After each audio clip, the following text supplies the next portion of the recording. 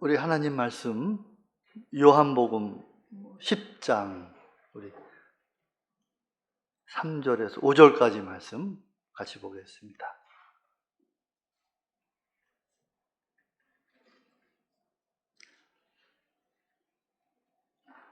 우리 다 같이 한번 교독할까요? 문지기는 그를 위하여 문을 열고 양은 그의 음성을 듣나니 그가 자기의 양의 이름을 각각 불러 인도하여 내느니라. 자기 양들을 다 내어 놓은 후에 앞서가면 양들이 그의 음성을 아는 거로 따라오되 타인의 음성은 알지 못하는 거로 타인을 따르지 않고 도리어 도망하느니라. 세상에 살고 있는 동물의 수는 우리가 손으로 헤아릴 수 없을 정도로 굉장히 많습니다. 그런데 성경에 기록된 동물의 수는 96개, 96개가 성경에 동물의 수가 기록되어 있다고 합니다. 그 중에서 가장 온순하고 착하고 또 연약한 동물이 누구냐 하면 여러분들 누구라고 생각하십니까? 양이죠. 예, 양을 우리가 누구나 다 제일 먼저 이야기를 합니다. 근데 안타깝게도 이 양들은 태어날 때부터 다른 동물과 달리 시력이 굉장히 나빠요. 그래서 앞을 제대로 잘 못 보고 주변 환경도 제대로 파악할 수가 없어서 양을 이렇게 키우는, 인도하는 목자가 없이는 절대로 혼자 살아갈 수 없는 아주 우둔한 동물이라고 합니다. 근데 성경에서 하필이면 이 양과 목자의 관계를 이스라엘과 하나님의 관계, 그리고 우리들과 예수님의 관계로 비유로 사용되는 경우가 많이 있습니다. 하필 왜 그 많은 동물들 중에서 잘생기고 힘도 센 사자나 호랑이나 곰이 아니고 하필 제일 우둔하고 약하고 눈도 안 좋은 이 한 마리 양을 하나님의 나라와 백성인 이스라엘과 또 예수님을 믿는 우리 그리스도인으로 비유하여 말씀을 하고 있는 것일까요? 여기에는 하나님의 인간에 대한 놀라운 사랑과 또 구원의 비밀이 숨겨져 있습니다. 양은 사람과 같이 지정의를 갖고 있는 온전한 인격체가 아닙니다. 양은 한마디로 짐승입니다. 사람은 사람들만이 말하고 듣고 교통할 수 있는 독특한 언어와 소리가 있고 또 짐승 같은 양들도 짐승들만이 소통하는 그들만의 소리가 각기 다 따로 존재합니다. 아무리 똑똑하고 착한 양이라도 우리 사람들과는 지적인 수준이 또 표현 방법이 완전히 다르기 때문에 양은 우리 인간들과 정상적인 의사소통을 할 수가 없습니다. 마찬가지로 현재 우리 인간들도 우리가 갖고 있는 이 육신과 또 혼적인 지정의로는 영이신 창조주 하나님과 또 예수님과 자유롭게 대화하고 소통하는 것은 원천적으로 불가능합니다. 사실 창조주 하나님이 우주 만물을 창조하실 때 우리 사람들만큼은 다른 창조물들과 달리 특별히 하나님 자신의 형상과 자신의 모양대로 만드셨는데 그런 자신의 모양대로 만든 우리들이 왜 하나님 아버지와 마음껏 대화하고 자유롭게 소통을 할 수가 없는 것일까요? 사실 인류의 조상 아담이 범죄하여 타락하기 전 하나님은 우리 인간을 영과 혼과 몸, 이 세 가지로 나누어 창조하시며 에덴 동산에서는 우리 인간들과 자유롭게 대화하시고 소통하셨습니다. 창세기 3장 9절 보면은 여호와 하나님이 아담을 부르시면서 이르시되 아담아 내가 어딨느냐 하고 아담을 직접 막 부르셨습니다. 찾으셨습니다. 창세기 3장 10절 그때 아담은 하나님의 음성을 듣고 하나님의 소리를 내가 벗었으므로 두려워하여 숨었나이다 라고 하나님에게 바로 또 음성으로 그 자리에서 대답을 하였습니다. 이렇게 에덴 동산에서는 아담과 하와는 그들을 지은 창조주 하나님과 사람들이 대화하듯 자유롭게 소통할 수가 있었습니다. 심지어 아담과 하와는 하나님뿐만이 아니라 당시 짐승인 뱀하고도 대화를 하며 의사소통을 자유롭게 했습니다. 창세기 3장 1절 뱀이 하와 여자에게 이르되 참으로 하나님께서 이르시기를 너희는 동산의 모든 나무의 열매는 먹지 말라 하시더냐? 라고 뱀이 여자에게 바로 묻습니다. 근데 창세기 3장 2절 하와 그 여자가 뱀에게 바로 답변을 합니다. 아니야, 동산 나무의 열매는 우리가 먹어도 되지만 이렇게 바로 하와가 바로 뱀에게 대꾸를 하면서 아담은 하나님과 소통할 뿐만 아니라 또 하와나 아담과 마찬가지죠. 뱀 같은 동물들과도 자유롭게 대화하는 관계였다는 것을 우리가 하나님 말씀을 통해 알 수가 있습니다. 그런데 오늘날 우리는 왜 에덴 동산에서와 같이 하나님과 자유롭게 소통하지 못하는 그 이유가 무엇일까요? 유한한 피조물 인간과 또 영적인 창조주 하나님과의 소통이 불가능하게 된 그 원인을 성경은 분명히 말해주고 있습니다. 창세기 2장 17절 선악을 알게 하는 나무의 열매는 먹지 말라. 내가 먹는 날에는 반드시 죽으리라 하시니라. 아담은 에덴 동산의 그 많은 실과나무 열매들을 다 먹을 수 있었는데 하와가 뱀의 거짓 유혹에 빠져 하필이면 하나님이 따먹지 말라는 선악과 열매를 따먹고 범죄하게 되었습니다. 이때 내가 그 선악과 나무 열매를 따먹으면 반드시 죽으리라 하나님이 미리 아담과 하와에게 경고하고 말씀하신 그대로 아담과 하와는 죽게 되었습니다. 그 죽음이 바로 우리가 갖고 있는 영혼 몸 중에서 하나님과 유일하게 소통할 수 있는 영, 바로 그 영이 죽게 되므로 그날 이후로 우리 인간은 하나님뿐만 아니라 동물들과도 소통을 할 수 없게 된 것입니다. 그래서 마태복음 13장 14절 말씀을 보면은 너희가 듣기는 들어도 깨닫지 못할 것이요 보기는 보아도 알지 못할 것이요. 또 로마서 11장 8절을 보면은 하나님이 오늘까지 저희에게 혼미한 심령과 보지 못할 눈과 듣지 못할 귀를 주셨다 함과 같으니라. 성경은 이렇게 여러 곳에서 아담의 원죄의 결과로 우리의 영이 죽게 됨으로 말미암아 그 결과로 우리가 듣지 못하고 볼 수 있는 것들을 보지 못하게 된 비참한 우리의 상태를 말씀해주고 있습니다. 그런데 오늘 본문 성경 말씀 요한복음 10장에서는 조금 다른 의미의 말씀을 하고 있습니다. 요한복음 10장 3절 양은 그의 음성을 듣나니 자기 양의 이름을 각각 불러 인도하여 라는 말씀이 나옵니다.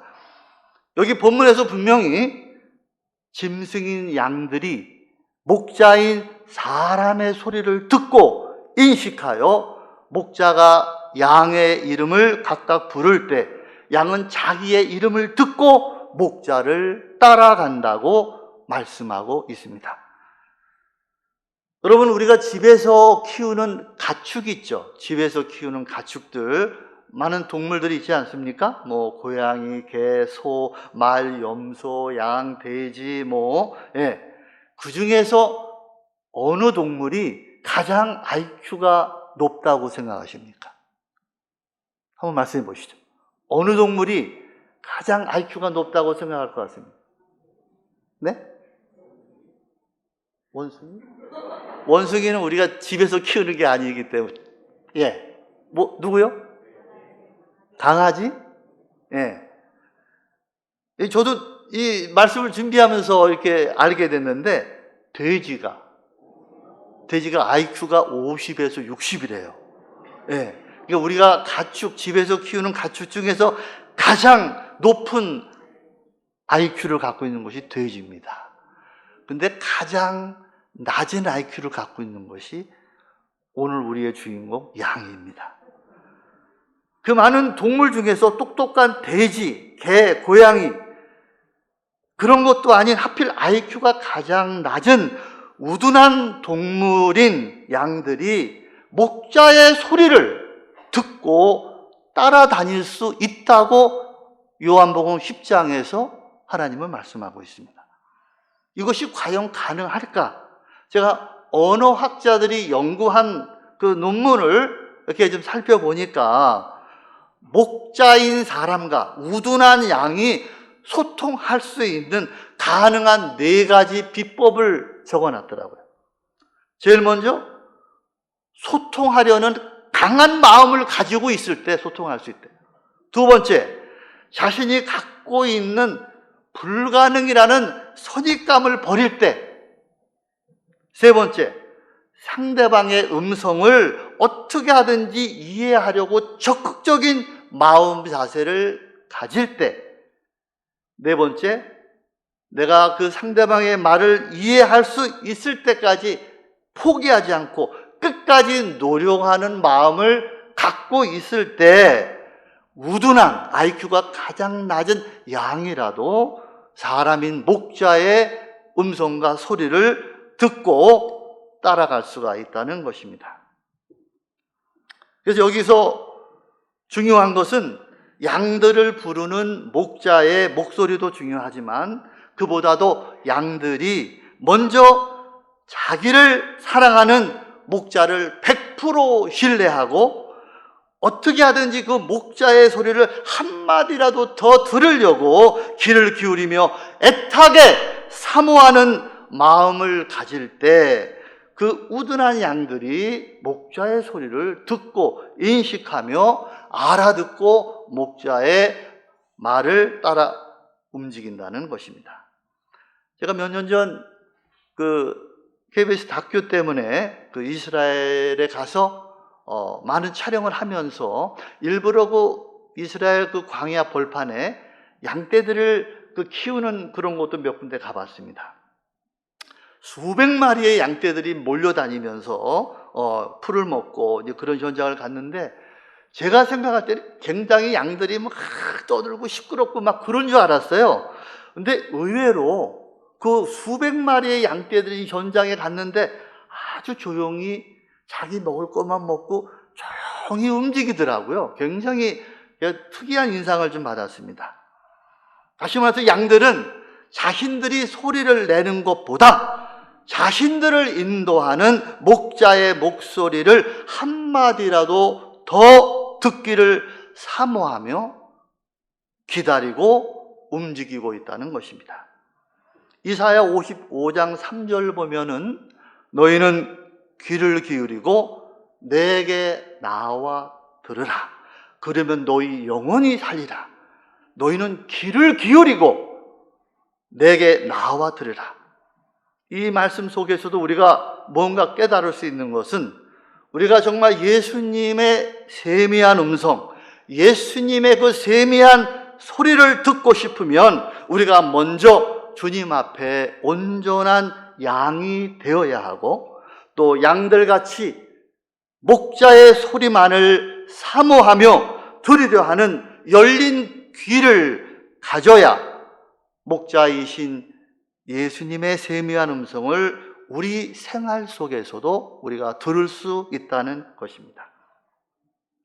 목자가 우리를 부르든 말든 내가 먼저 떠들고 내 마음과 귀가 목자에게 열려 있지 않고 다른 곳에 있다면 우리는 목자가 아무리 간절히 우리를 부르고 또 부르고 부른다 할지라도 우린 절대 목자의 음성을 들을 수가 없습니다.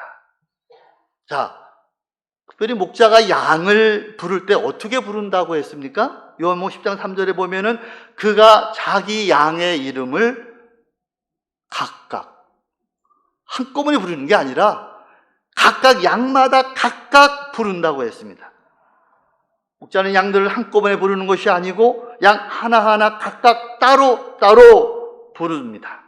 그렇기 때문에 목자의 소리를 듣고 못 듣고 하는 책임은 전적으로 양들, 개개인의 마음과 노력에 달려있다는 것입니다.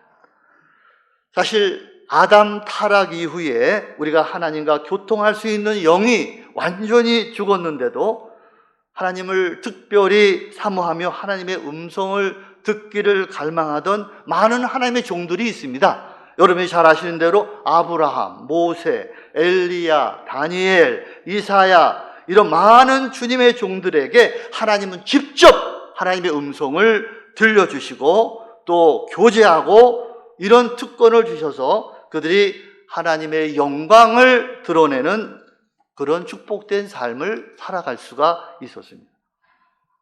마가복음 4장 9절 보면요, 들을 귀 있는 자는 들으라. 들을 귀가 있는 이게 있는데 들을 귀, 우리가 귀를 다 똑같이 갖고 있긴 하지만 들을 수 있는 귀와 들을 수 없는 귀가 따로 있다는 것입니다. 예레미야 6장 10절 보면요, 내가 누구에게 말하며 누구에게 책망하여 듣게 할꼬. 보라, 그 귀가, 따라서 하시기 바랍니다. 할례를 받지 못하였으므로 듣지 못하는도다. 자, 여기서 분명히 듣지 못하는 귀가 따로 있는데 그 귀는 어떤 귀냐? 그 귀는 할례를 받지 못한 귀는 못 듣는 귀라고 말씀해 주고 있습니다. 할례가 무엇입니까? 히브리어로 할례는 브리트 밀라라 부르는데요, 이 브리트라는 말은 계약이란 뜻입니다. 언약. 밀라가 할례고요. 그러니까 브리트 밀라, 이것은 우리가 하나님과 계약한 할례, 언약의 할례라고 해석을 하는 것이 더 정확하다고 볼 수가 있겠습니다. 자, 이스라엘 백성들 중 남자들은 태어난 지 8일째 되는 날 남자들의 그 성기 기두리를 덮여 있는 표피를 제거하는 것을 우리는 할례라고 합니다. 이런 의식을 통해서 이스라엘 자손들은 내가 하나님의 백성이다라는 흔적을 가지고 있는 것입니다. 아브라함이 몇 세 때 할례를 받은지 아십니까? 예? 99세. 99세에 할례를 받고 몇 살 때 이삭을 낳았어요? 100세. 할례를 받은 후에 하나님은 이삭을 선물 주셨습니다. 자, 예레미야 6장 10절, 내가 누구에게 말하며 누구에게 책망하여 듣게 할꼬. 그 귀가 할례를 받지 못하였으므로 듣지 못하는도다.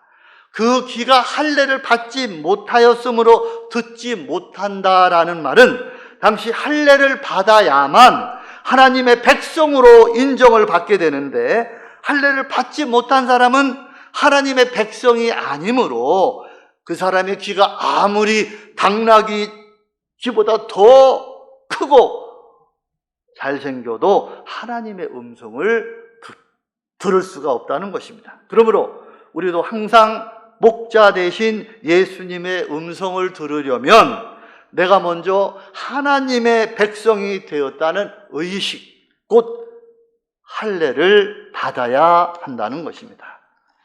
자, 다행히도 예수님이 십자가에 돌아가신 후 이 신약 시대의 할례는 구약 시대에 받았던 그런 육적인 할례가 아니라 영적인 할례를 받은 자녀들에게 하나님의 음성을 들을 수 있는 축복을 주셨습니다.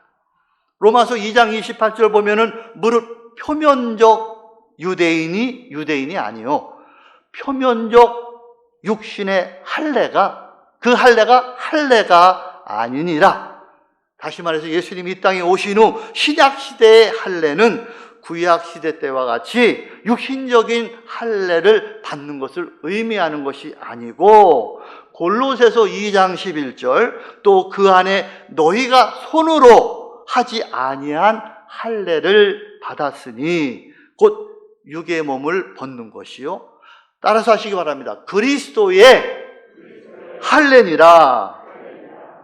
자, 영적인 할례, 즉 예수님을 내 구주로 영접하고 예수 안에서 성령으로 거듭난 사람들만이 영적인 할례를 받는 것이며, 이 영적인 할례를 받은 자만이 하나님의 자녀로서 목자 되신 예수님의 음성을 듣고 따를 수가 있다라는 것입니다.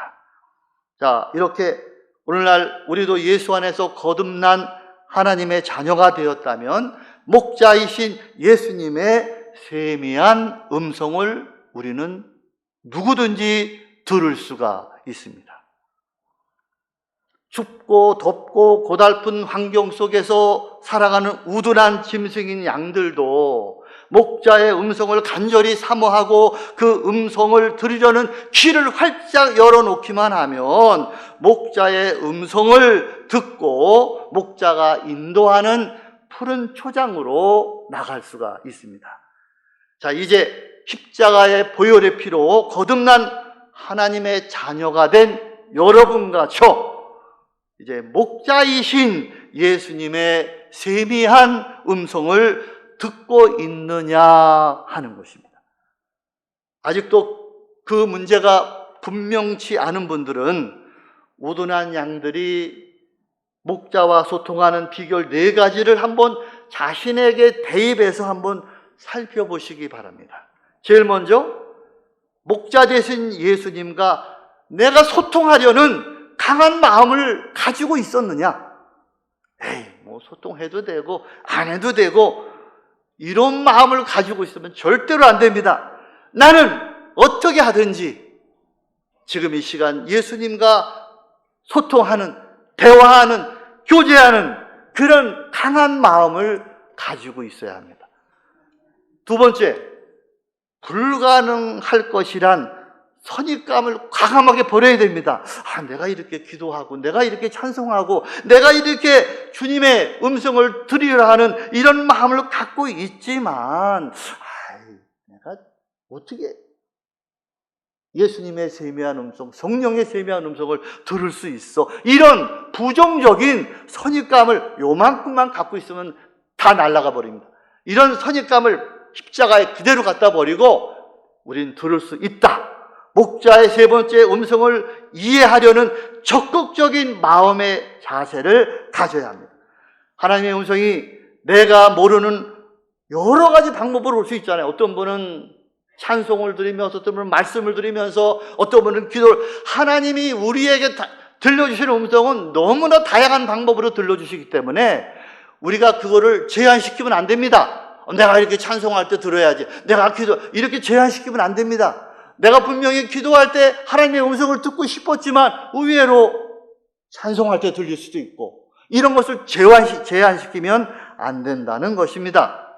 그리고 네 번째, 목자의 음성을 들을 때까지 우리가 조금도 낙심하고 포기하지 않고 양처럼 끝까지 나는 하나님의 음성을 들어야 된다. 들을 때까지 포기하지 않는 사람은 하나님의 음성을, 성령의 세미한 음성을 들을 수가 있습니다. 여러분, 우리는 모두 다 예수님의 어린 양 같은 너무나 귀한 존재들입니다. 비록 우리도 양같이 우둔하고 약하고 넘어지고 쓰러질 때도 많지만, 그러나 우리의 영원한 목자 되신 예수님은 결코 우리를 포기하지 않으시고 우리가 당신의 영원한 나라에 들어갈 때까지 우리를 사탄에게 빼앗기지 않으시며 끝까지 지켜주시고 보호해 주신다는 것입니다.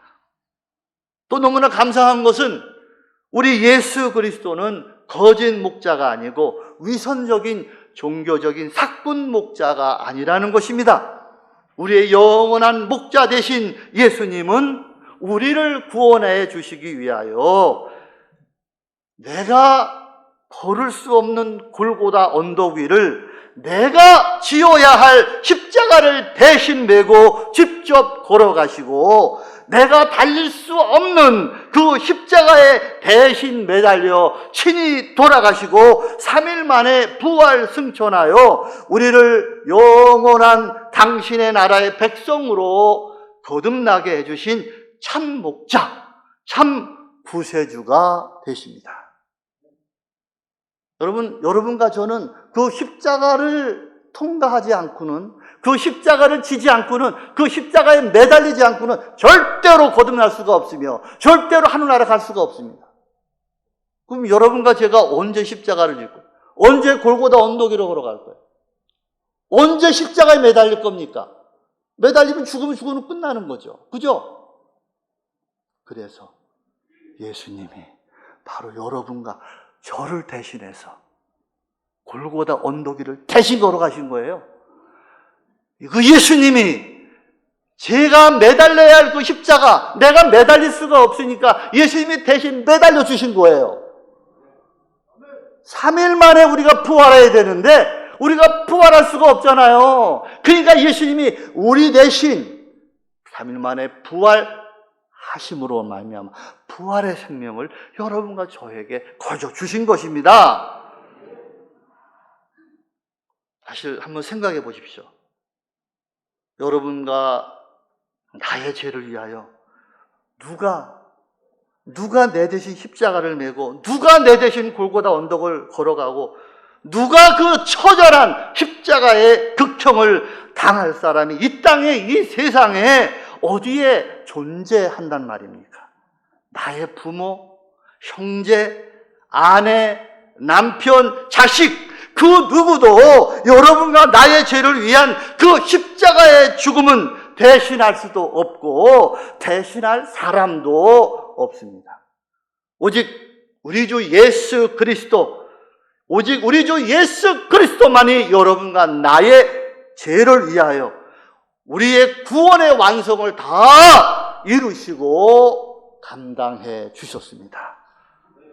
마태복음 18장 12절 13절 말씀 보면요, 만일 어떤 사람이 양 100마리가 있는데 그 중에 하나가 길을 잃으면 그 99마리를 산에 두고 가서 길 잃은 한 마리를 찾지 않겠느냐. 진실로 진실로 너희에게 이르노니 만일 찾으면 길을 잃지 않은 99마리보다 한 마리 이것을 더 기뻐하느니라. 오직 예수 그리스도만이 우리의 진정한 참 목자이시기 때문에 잃어버린 이 한 마리의 양 같은 여러분과 저를 절대로 포기하지 않으시고 세상 끝까지 쫓아가서 자신의 생명을 대신 던지면서까지 우리를 찾고 찾아 죄악에서 우리를 끌어내시고 우리를 당신의 영원한 생명으로 거듭나게 하시며 당신과 같이 영원한 천국으로 우리를 인도해 주신다는 것입니다. 여러분, 오늘 이 시간 이 자리에 여러분 많은 분들이 이 삼성교회에 나와 계신데 이 자리에 여러분들이 나오신 것도 절대로 우연히 나온 것이 아닙니다. 그냥 우연히 이 자리에 지금 이 시간 앉아 계신 것이 아닙니다. 여러분 한 사람 한 사람을 이 자리에 부르시기 위하여 예수님은 하늘의 그 놀라운 영광을 다 버리시고 이 땅에 육신의 몸을 입고 친히 오셔서 여러분들을 99마리 양보다 한 마리 양같이 찾고 부르고 불러서 여러분들을 오늘 이 시간 이 자리까지 인도해 주신 것입니다.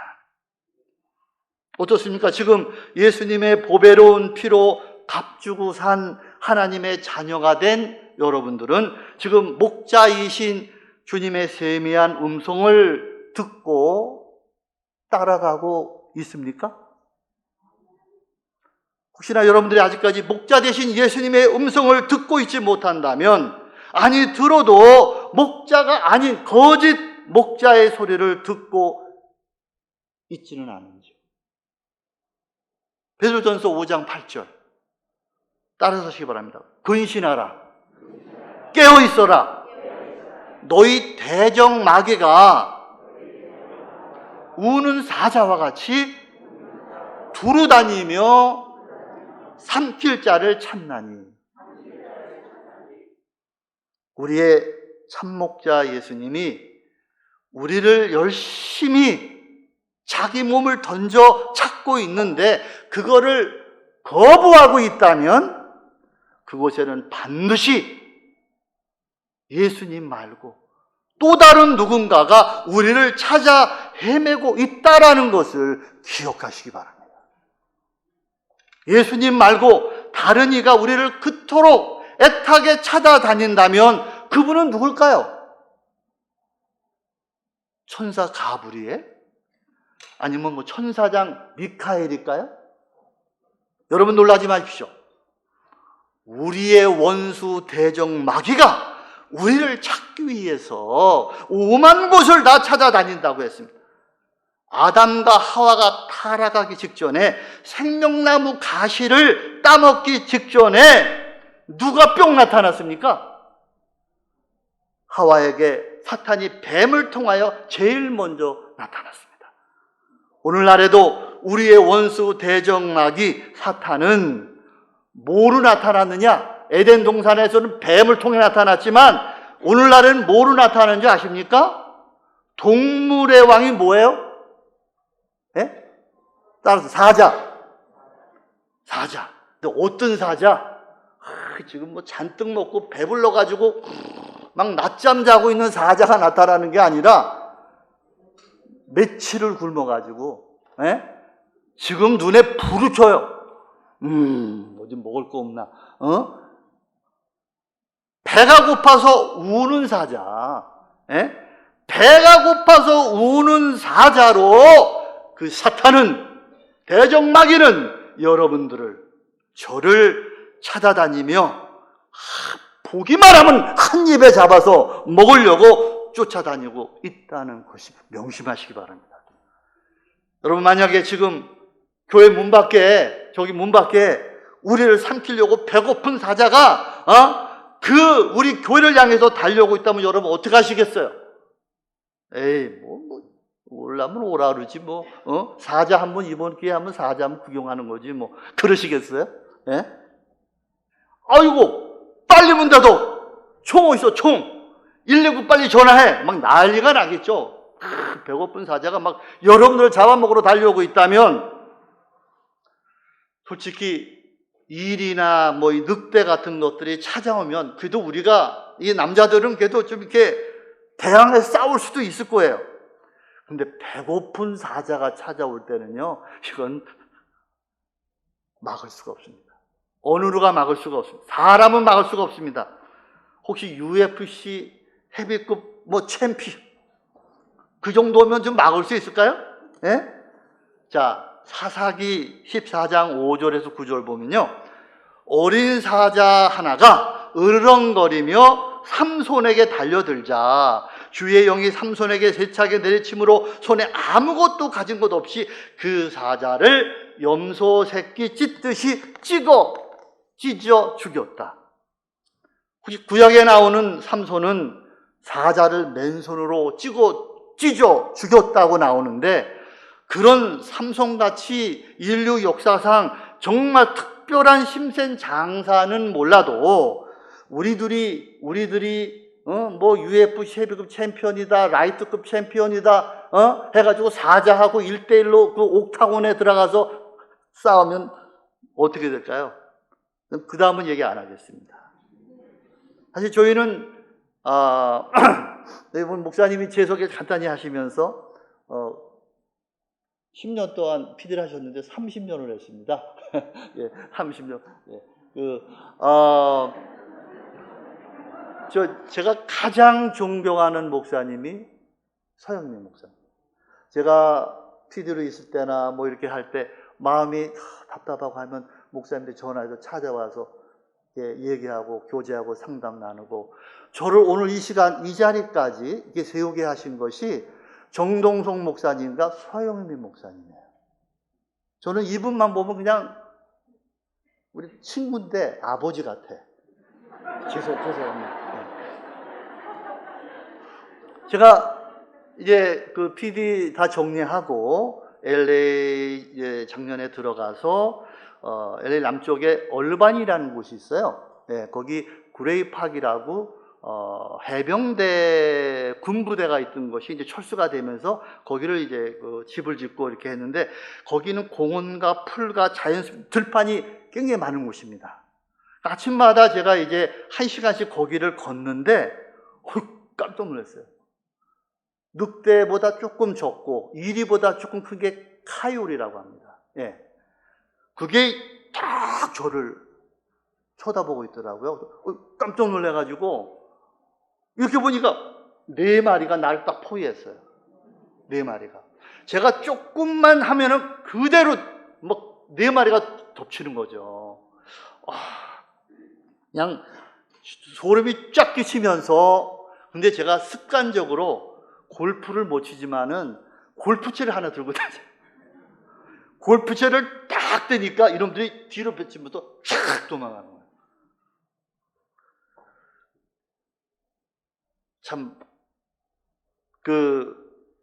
불행하게도 저의 아버지는 삼손이 아니에요. 그러기 저도 삼손이 아닙니다. 그래서 저는 항상 만약을 대비해서 골프채를 항상 들고 다니면서 이 카요리, 그걸 카요리라 그러거든요. 늑대와 이리 사이에 있는 건데, 결투를 벌일 준비를 하고 다닙니다. 자, 성경에서 대적 마귀 사탄은 우는 이리로, 우는 카요리로 나타난다고 안 했습니다. 대적 마귀 사탄은 여러분들에게 뭐로 나타나요? 우는 사자로 두루 다니며 찾고 있다고 했습니다. 이 사자가 나타나면요, 골프채 100개를 가져도 소용없습니다. 그 다음은 얘기를 안 하겠습니다. 자, 성경 사사기에 나오는 장사였던 삼손이 사자를 찢어 죽였다 그랬습니다. 저도 모태신앙에 어렸을 때 교회 생활을 쭉 했기 때문에 이 얘기를 너무나 많이 들었죠. 그냥 삼손이 사자를 찢어 죽였다고만 들었습니다. 근데 말씀을 가만히 보니까 그 장사 삼손도, 사자도 말씀 보세요. 일반 사자가 어린 사자라고 했어요. 그 어린 사자를 삼손이 어떻게 찢어 죽였느냐? 주의 영이 세차게 내리 덮침으로. 자, 여러분, 주의 영이 세차게 내리 덮였다는 것도 성령이 함께 했다는 거거든요. 그 힘센 삼손도 어린 사자를 찢어 죽일 수가 없습니다. 성령이 함께 할 때, 결국 그 성령이 그 사자를 찢어 죽인 것입니다. 하나님의 영은 무엇입니까? 하나님의 영은 우리가 성령님입니다. 신약 성경에서 성령이란 단어가 150번 반복해서 나옵니다. 그만큼 이 신약 성경은 이 성령님에 대하여 매우 특별히 강조하고 있습니다. 왜 성령님을 강조할까요? 찰스 피니 대전도자는 말하기를, 죄인들이 회개하지 않는 것이 죄가 되는 것 같이, 죄인들이 회개하지 않으면 그게 죄예요. 거듭난 우리 그리스도인들이 성령 충만하지 않는 것도 죄가 될 수 있다. 저는 이 말이 조금 충격을 받았어요. 거듭난 우리 그리스도인들이 성령 충만, 우리가 어떻게 맨날 성령 충만해? 지금 성령 충만을 사실은 누구나 다 원하지만, 뭐 매일 성령 충만할 수는 없잖아요. 그런데 그 성령 충만하지 않은 것도 죄가 될 수 있다. 왜 우리가 성령 충만 안 하면 죄가 된다는 것일까요? 성령 충만을 해야만이 우는 사자같이 우리를 넘어뜨리고 한 입에 먹으려고 찾아오는 사탄의 유혹과 죄악과 싸워서 우리가 물리칠 수가 있기 때문입니다. 잘 들으십시오. 여러분 절대 사탄의 유혹을 여러분 혼자 스스로의 힘으로 물리칠 수 없습니다. 절대로 싸워서 그 사탄의 유혹과 죄악들과 싸워서 이길 수가 없습니다. 나 혼자 힘으로는 절대로 우리는 대적마귀 원수와 싸워서 이길 수 없습니다. 천하의 삼손 같은 장사도 사자를 혼자 죽일 수 없듯이 우리에게 닥치는 무서운 사탄의 유혹과 시험과 고통은 우리의 목자 되시는 예수님과 성령 충만이 아니면 결코 우리는 승리할 수가 없다라는 것입니다. 그래서 예수님이 하늘나라 승천하시기 전에 간절히 기도하신 것이 있습니다. 요한복음 14장 16절 보면 내가 아버지께 구하겠으니 그가 또 다른 보혜사를 너희에게 주사 영원토록 너희와 함께 하시리니 저는 진리의 영이라.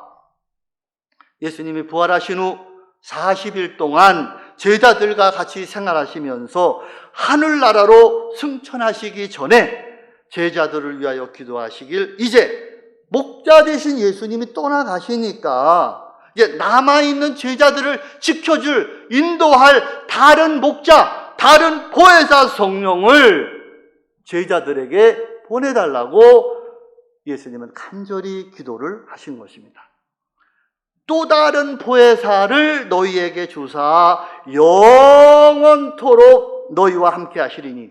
자, 예수님은 3년 반 동안 제자들과 생활하시다가 올라가셨죠.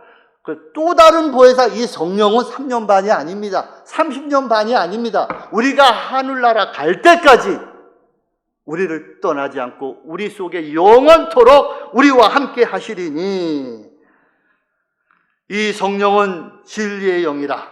세상은 능히 저를 보지도 못하고 알지도 못하여 받을 수가 없다고 했습니다. 그러나 우리는 성령을 안 하니 성령이 우리와 함께 거하시며 우리 안에 성령님이 거하지 아니하면, 따라서 하시기 바랍니다. 우리 안에 성령님이 거하지 아니하면 우리는 그리스도의 사람이 아니다.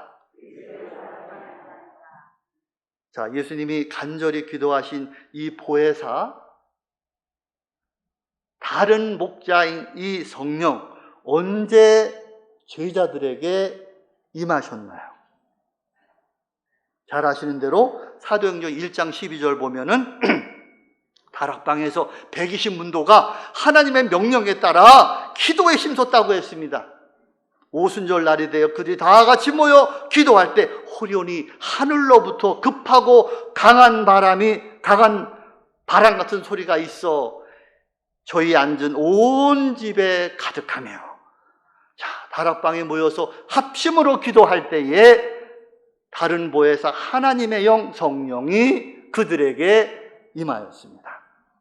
근데 성령이 임할 때 어떻게 임하신다고 했냐면요, 급하고 강한 바람으로, 급하고 강한 바람, 이거를 원문 찾아보니까 삼손에게 함께했던 세차게, 이 세차게 이렇게 나와 있습니다. 예, 구약 사사기 시대 때 이미 삼손이 경험한 그 성령이 임하는 표현도 초대교회 성도들에게 똑같이 표현되어 있습니다. 세차게 덮인다, 이런 말로 성령 충만을 표현하고 있었습니다. 자, 성령이 우리에게 임하는 방법은 성경 안에서도 제가 아까도 말씀드린 여러 가지 방법이 있습니다. 예, 그런데 초대교회 때와 구약 사사기 시절 삼손에게 찾아온 성령에 임하는 방법은 조용히 온 것이 아니라 강하게, 세차게 오셨다고 했습니다.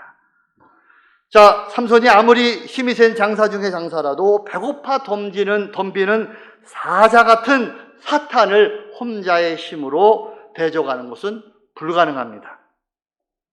성령이 세차게 강하게 같이 임하지 아니하면 절대로 삼손은 사자를 염소 찢어 죽이듯 승리할 수가 없습니다.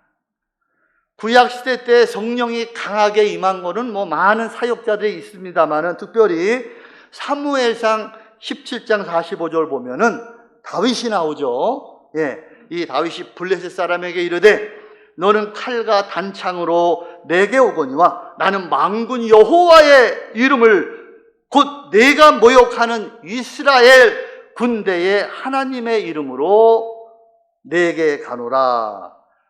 자, 다윗이 자기보다 덩치가 몇 배 큰 골리앗 장군과 싸워서 이길 수 있었던 비결이 무엇입니까? 이 돌팔매질을 잘 해가지고 그냥 한 방에 여기 그냥 인중 여기 팍 꽂혀가지고 그냥 그 골리앗이 쓰러졌죠. 이 돌팔매질을 잘해서 골리앗을 이겼나요? 그것도 틀린 말은 아닙니다. 근데 100점짜리는 아니에요. 사실 그때 당시에 다윗이 돌팔매질 짱돌 몇 개를 가지고 골리앗과 싸우려 나가려 하니까 다윗의 그 형제들이 막 뜯어말렸죠. 야야야야, 너 안 돼. 사울도 나간다고 하니까 그래 갑옷 입혀주고 막 그랬는데 아유 안 되겠다. 다 말렸습니다. 빨리 집으로 돌아가라. 당시 누구 하나 목동 소년 다윗이 짱돌 몇 개로 골리앗과 싸워서 승리한다고 믿는 사람은 한 사람도 없었습니다. 그러나 다윗은 그 시간 오직 하나님 한 분만을 바라보고 다윗의 이름이 아닌 오직 하나님의 이름으로 전쟁터에 싸우러 나갔습니다. 혹시 아시는 분은 아실지 모르겠는데 그 일시조선 말기 대원군의 세국 정치로 기독교인들을 다 잡아가지고 이제 목을 이렇게 잘라서 순교하는 그런 참혹한 그런 역사가 있었죠. 저 인천 지방에 두 자매가 제물포 근방에 아마 순교하는 터가 있었다는 것 같아요. 두 자매가 이제 예수님을 믿겠다는 그것 때문에 붙잡혀서 이제 끌려갈 때 언니하고 동생이 손 붙잡고 그래, 우린 죽어도 예수님을 부인할 수 없어. 예수님은 우리의 구주고 우리의 생명이야 하고 찬송을 부르면서 그 순교지로 끌려갑니다. 근데 거기서 비명소리가 나면서 목이 떨어지고 막 이런 소리가 막 들리기 시작했습니다. 그때 언니가 마음이 흔들렸어요. 야, 우리 꼭 가야 되니? 동생한테 언니가 손을 잡고 야, 저기 우리 가야 돼? 저거 안 들려? 저거 봐. 그 동생이 언니 어디? 언니 어딜 봐? 우리 봐, 우리. 언니가 우리를 탁 쳐다보니까 예수님이 두 팔을 쫙 벌리고 사랑한 딸들을 안아주려고 기다리고 있는 모습이 보여요. 주님.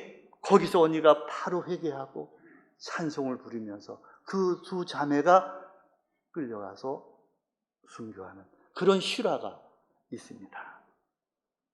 당대 최고의 거인 골리앗을 목동 다윗의 눈으로 보았다면 아마 다윗의 형들이 다윗을 말리기 전에 다윗은 벌써 도망갔을 거예요.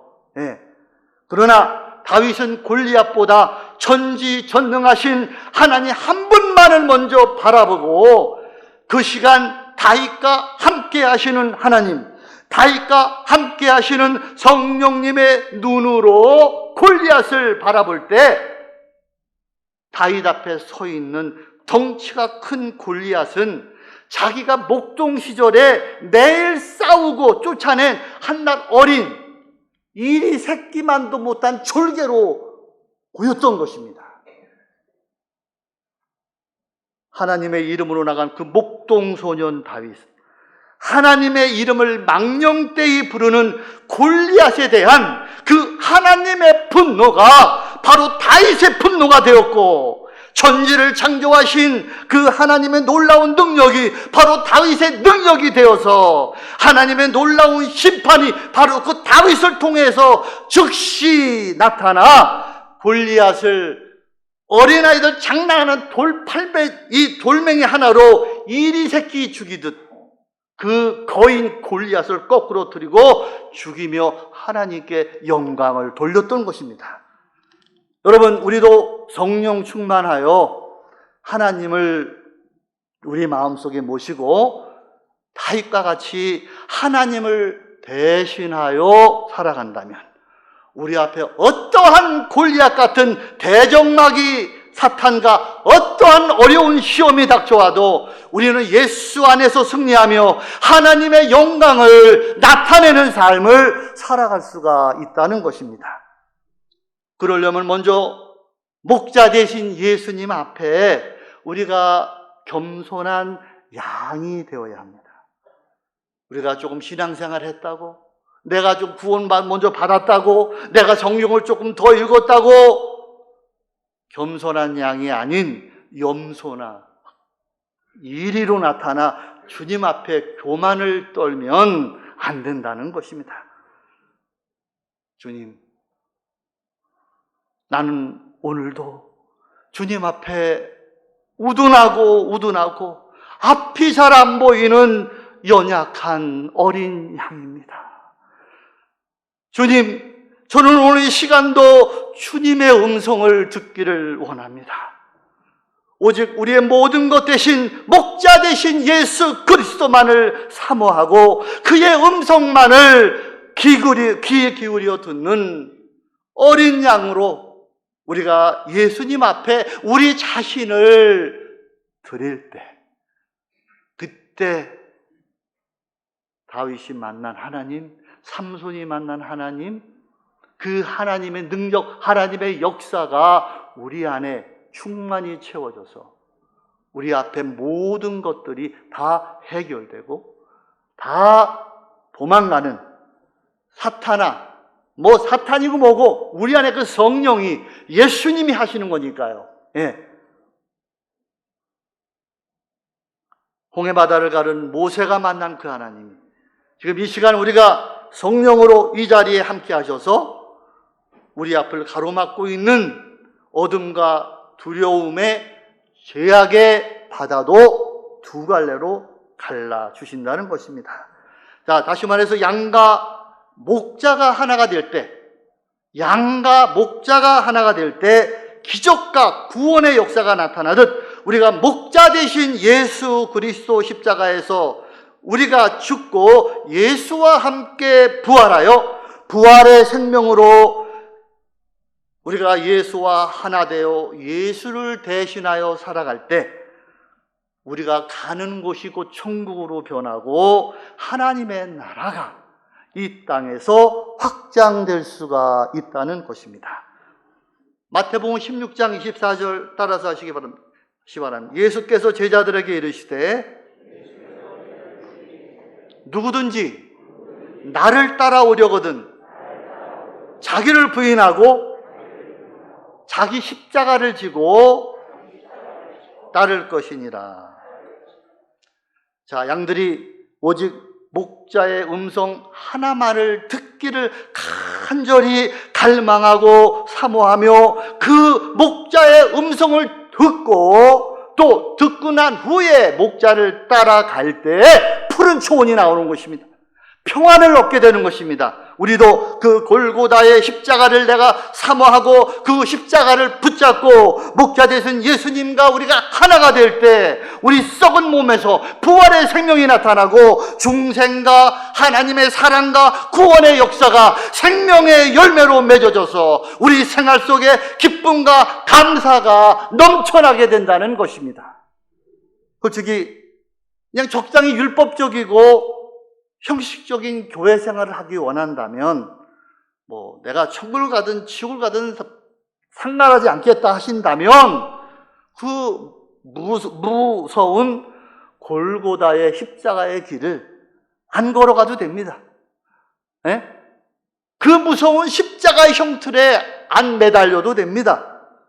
그러나 내가 먼저 내 자신이 예수님만을 따라가 예수님의 형상을 닮아가며 성령의 열매를 맺고 승리의 믿음 생활을 하기 원한다면 우리도 목자 대신 예수님이 주셨던 그 십자가를 내가지고 그 십자가 안에서 우리가 예수님과 하나가 되어야 한다는 것입니다. 여러분, 이제 우리 각자에게 주어진 자신만의 십자가를 지고 가야 합니다. 남의 십자가가 아니에요. 내가 우리 선 목사님 위해서 십자가 지는 것도 아니에요. 선 목사님이 나 위해서 십자가 지는 것도 아닙니다. 나의 십자가, 내 죄악, 나의 못된 습관, 나의 옛사람을 못 박을 나의 십자가를 지고 우리가 주님을 따라가야 한다는 것입니다. 그 십자가는 곧 부활이요, 그 십자가는 하늘나라에 들어가는 관문입니다. 그 십자가 없이는 영광이 없고 십자가 없이는 새 생명이 없습니다. 그 십자가를 통해서만 위대한 하나님의 영광을 볼 수가 있습니다. 그 십자가를 통해서만 우리도 하나님의 영광을 찬송할 수 있고, 그 십자가를 통해서만 하나님의 영광을 우리의 삶 속에 체험하고 증언하고 만천하에 나타낼 수가 있다는 것입니다. 갈라디아 2장 20절, 내가 그리스도와 함께 십자가에 못 박혔나니, 그런데 이제는 내가 산 것이 아니요 내 안에 그리스도가 사신 것이라. 그래서 이제 우리는 십자가에서 다 못 박히고 내 안에 살고 계시는 그 예수님만을 우리의 삶 속에서 나타내는 그러한 믿음의 삶을 살아가야 한다는 것입니다. 혹시 이 얘기를 들으신 분이 있는지 모르겠는데요, 한 청년이 회사 동료 몇 사람과 뉴욕으로 출장을 와서 일을 다 마치고 자기 집을 가기 위해서 공항으로 가는 택시를 잡으려고 길가에 갔는데, 그게 주말이고 뭐 이래가지고 택시가 안 잡히고, 또 그 길이 도로가 공사 중에 있어가지고 뭐 택시를 잡아도 빠져나갈 수 없는 아주 심각한 상황에 처해 있었습니다. 그래서 그 동료들하고 지금 나누어서 한 군데 서 있지 하고, 넌 저기 서 있고 넌 저기 서 있고. 예. 근데 어느 동료가, 저 앞에 서 있는 동료가 택시를 잡았어요. 저 택시를 타야만이 비행기를 탈 수 있고 집에 갈 수가 있습니다. 그 동료가 빨리 와! 해가지고 이 청년이 그 택시를 타기 위해서 팍 달려가는데, 달려갈 때 바로 바닥에 한 노파가 그 길에 놓고 파는 거 있지 않습니까? 네. 그거를 놓고 파는, 거기를 어떻게 잘못 뒤져가지고 그게 그냥 팍 하면서 그냥 거기가 박살이 나가지고 그냥 다 흐트러지고, 그렇지만 이 청년은 그거 수습할 시간이 없잖아요. 그 택시를 놓치면 안 되니까 몇 명이 기다리고 있고 그냥 쫓아가서 택시를 탔습니다. 그리고 이제 공항으로 출발하는데 자기 마음속에 세미한 음성이 들려왔습니다. 지금 빨리 당장 돌아가서 내가 흩어뜨린 그 야채와 과일을 다시 정리해 주어라. 그 청년은 고민이 들었습니다. 아니 주님 아시다시피 내가 이 택시 놓치면 나 공항에 못 가고 비행기 못 가고 그럼 집에도 못 갑니다. 주님, 돌아가라. 반복적인 음성 3번째에 이 청년이 차를 스탑시켰습니다. 그리고 먼저 가라. 무슨 소리야? 아니 어떻게 오겠다고? 비행기 놓치면 내일 와야 되는데. 미안하다. 내가 꼭 가야 할 곳이 있다. 그 청년은 택시를 내려서 다시 그 노파 상점인 대로 뛰어갔습니다. 그리고 망가진, 흩어진 과일, 야채 이런 것들을 다 이렇게 정리해주고 지갑에 돈까지 꺼내가지고 그 노파에게 탁 지어주는데, 그 노파가 쓴 검은색 안경을 탁 벗은 장님이었습니다. 그 노파가 안경을 벗으면서 하는 말이, Are you Jesus? 당신은 예수님이시죠? 당신은 예수님입니까? 저 예수님 아닙니다. 아닙니다. 조금 전에 어느 누가 내 이 상점을 밟고 지나갈 때, 이것이 막 박살이 났을 때, 저는 예수님에게 기도를 했습니다. 예수님, 저는 눈이 멀어서 이게 어디에 있는지 알지도 못합니다. 예수님 다시 오셔서 이것을 정리해 주시고, 주님, 저를 도와주세요.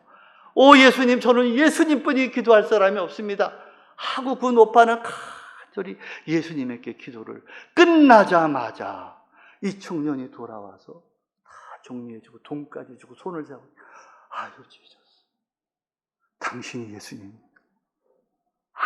아닙니다. 당신은 나의 예수님입니다. 여러분, 이 시대에 예수님은 진정 어디 있습니까? 천국에 있습니까? 지금 수백만, 수천만, 수억의 사람들이 예수를 믿고 교회를 다니고 있습니다. 과연 몇 명의 거듭난 그리스도인들, 셔맷즉 주님의 세미한 음성을 듣고 살아계신 예수님의 사랑과 복음을 생활 속에서 실천하고 있습니까? 안타깝게도 말씀으로 거듭났다고 큰 소리치고 다니는 그러한 사람들까지도 정말 주님 보시기에 성숙한 그리스도인들을 찾기가 매우 어렵습니다. 혹시 그동안 여러분들 믿음 생활하면서 누가 여러분들한테 아유 지저스 예수님이세요? 라는 질문을 단 한 번이라도 받아본 적이 있습니까?